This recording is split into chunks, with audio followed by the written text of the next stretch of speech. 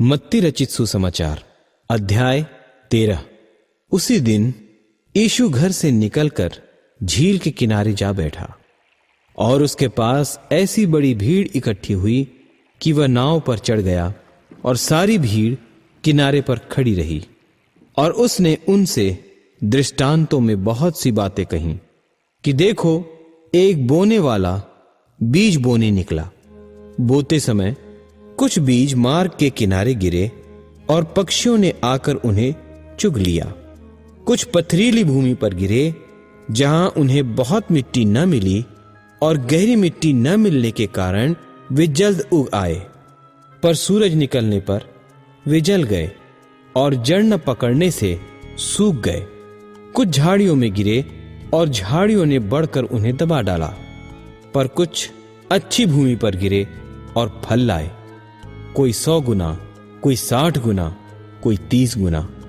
जिसके कान हो वह सुन ले। और चेलों ने पास आकर उससे कहा, तू उनसे दृष्टांतों में क्यों बातें करता है? उसने उत्तर दिया कि तुमको स्वर्ग के राज्य के भेदों की समझ दी गई है, पर उनको नहीं। क्योंकि जिसके पास है उसे दिया जाएगा और उसके पास बहुत हो जाएगा, पर जिसके पास कुछ नहीं है उससे जो कुछ उसके पास है वह भी ले लिया जाएगा। मैं उनसे दृष्टांतों में इसलिए बातें करता हूं कि वे देखते हुए नहीं देखते और सुनते हुए नहीं सुनते और नहीं समझते। और उनके विषय में यशायाह की यह भविष्यवाणी पूरी होती है कि तुम कानों से तो सुनोगे पर समझोगे नहीं, और आंखों से तो देखोगे पर तुम्हें न सूझेगा। क्योंकि इन लोगों का मन मोटा हो गया है और वे कानों से ऊंचा सुनते हैं और उन्होंने अपनी आंखें मूंद ली हैं। कहीं ऐसा न हो कि वे आंखों से देखें और कानों से सुने और मन से समझें और फिर जाएं और मैं उन्हें चंगा करूं। पर धन्य है तुम्हारी आंखें कि वे देखती हैं और तुम्हारे कान कि वे सुनते हैं। क्योंकि मैं तुमसे सच कहता हूं कि बहुत से भविष्यद्वक्ताओं ने और धर्मियों ने चाहा कि जो बातें तुम देखते हो देखें पर न देखीं, और जो बातें तुम सुनते हो सुने पर न सुनी। सो तुम बोने वाले का दृष्टांत सुनो। जो कोई राज्य का वचन सुनकर नहीं समझता, उसके मन में जो कुछ बोया गया था उसे वह दुष्ट आकर छीन ले जाता है। यह वही है जो मार्ग के किनारे बोया गया था। और जो पथरीली भूमि पर बोया गया, यह वह है जो वचन सुनकर तुरंत आनंद के साथ मान लेता है, पर अपने में जड़ न रखने के कारण वह थोड़े ही दिन का है। और जब वचन के कारण क्लेश या उपद्रव होता है तो तुरंत ठोकर खाता है। जो झाड़ियों में बोया गया, यह वह है जो वचन को सुनता है, पर इस संसार की चिंता और धन का धोखा वचन को दबाता है और वह फल नहीं लाता। जो अच्छी भूमि में बोया गया, यह वह है जो वचन को सुनकर समझता है और फल लाता है, कोई 100 गुना, कोई 60 गुना, कोई 30 गुना। उसने उन्हें एक और दृष्टांत दिया कि स्वर्ग का राज्य उस मनुष्य के समान है जिसने अपने खेत में अच्छा बीज बोया। पर जब लोग सो रहे थे तो उसका बैरी आकर गेहूं के बीच जंगली बीज बोकर चला गया। जब अंकुर निकले और बालें लगीं तो जंगली दाने भी दिखाई दिए। इस पर गृहस्थ के दासों ने आकर उससे कहा, हे स्वामी, क्या तूने अपने खेत में अच्छा बीज न बोया था? फिर जंगली दाने के पौधे उसमें कहां से आए? उसने उनसे कहा, यह किसी बैरी का काम है। दासों ने उससे कहा, क्या तेरी इच्छा है कि हम जाकर उनको बटोर लें? उसने उनसे कहा, ऐसा नहीं, न हो कि जंगली दाने के पौधे बटोरते हुए उनके साथ गेहूं भी उखाड़ लो। कटनी तक दोनों को एक साथ बढ़ने दो, और कटनी के समय मैं काटने वालों से कहूंगा, पहले जंगली दाने के पौधे बटोर कर जलाने के लिए उनके गट्ठे बांध लो, और गेहूं को मेरे खत्ते में इकट्ठा करो। उसने उन्हें एक और दृष्टांत दिया कि स्वर्ग का राज्य राई के एक दाने के समान है, जिसे किसी मनुष्य ने लेकर अपने खेत में बो दिया।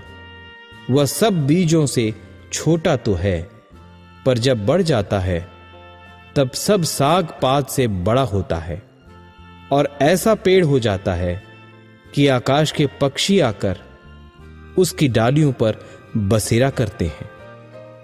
उसने एक और दृष्टांत उन्हें सुनाया कि स्वर्ग का राज्य खमीर के समान है, जिसको किसी स्त्री ने लेकर 3 पसेरी आटे में मिला दिया, और होते होते वह सब खमीर हो गया।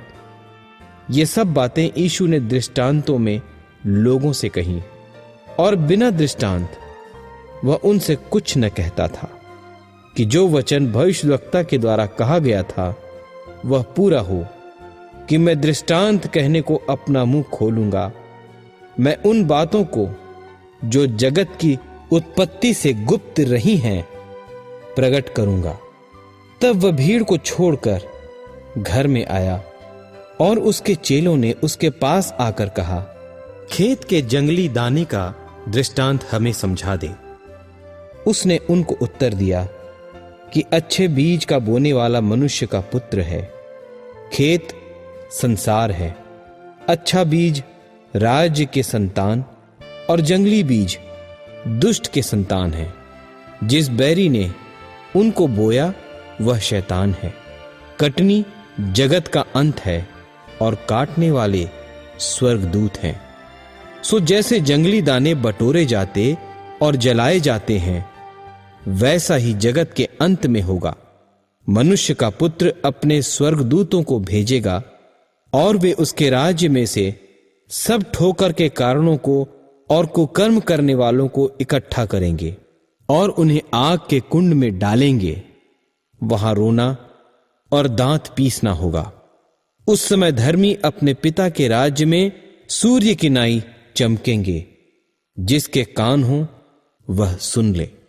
स्वर्ग का राज्य खेत में छिपे हुए धन के समान है, जिसे किसी मनुष्य ने पाकर छिपा दिया, और मारे आनंद के जाकर और अपना सब कुछ बेचकर उस खेत को मोल लिया। फिर स्वर्ग का राज्य एक व्यापारी के समान है, जो अच्छे मोतियों की खोज में था। जब उसे एक बहुमूल्य मोती मिला, तो उसने जाकर अपना सब कुछ बेच डाला और उसे मोल ले लिया। फिर स्वर्ग का राज्य उस बड़े जाल के समान है, जो समुद्र में डाला गया और हर प्रकार की मछलियों को समेट लाया। और जब भर गया तो उसको किनारे पर खींच लाए, और बैठकर अच्छी अच्छी तो बर्तनों में इकट्ठा किया, और निकम्मी निकम्मी फेंक दी। जगत के अंत में ऐसा ही होगा। स्वर्गदूत आकर दुष्टों को धर्मियों से अलग करेंगे और उन्हें आग के कुंड में डालेंगे। वहां रोना और दांत पीसना होगा। क्या तुमने ये सब बातें समझी? उन्होंने उससे कहा, हां। उसने उनसे कहा, इसलिए हर एक शास्त्री जो स्वर्ग के राज्य का चेला बना है, उस गृहस्थ के समान है जो अपने भंडार से नई और पुरानी वस्तुएं निकालता है। जब यीशु ये सब दृष्टांत कह चुका तो वहां से चला गया, और अपने देश में आकर उनकी सभा में उन्हें ऐसा उपदेश देने लगा कि वे चकित होकर कहने लगे कि इसको यह ज्ञान और सामर्थ के काम कहां से मिले? क्या यह बढ़ई का बेटा नहीं? और क्या इसकी माता का नाम मरियम और इसके भाइयों के नाम याकूब और यूसुफ और शमौन और यहूदा नहीं? और क्या इसकी सब बहनें हमारे बीच में नहीं रहती? फिर इसको यह सब कहां से मिला? सो उन्होंने उसके कारण ठोकर खाई। पर यीशु ने उनसे कहा, भविष्यद्वक्ता अपने देश और अपने घर को छोड़ और कहीं निरादर नहीं होता। और उसने वहां उनके अविश्वास के कारण बहुत सामर्थ के काम नहीं किए। मत्ती रचित सुसमाचार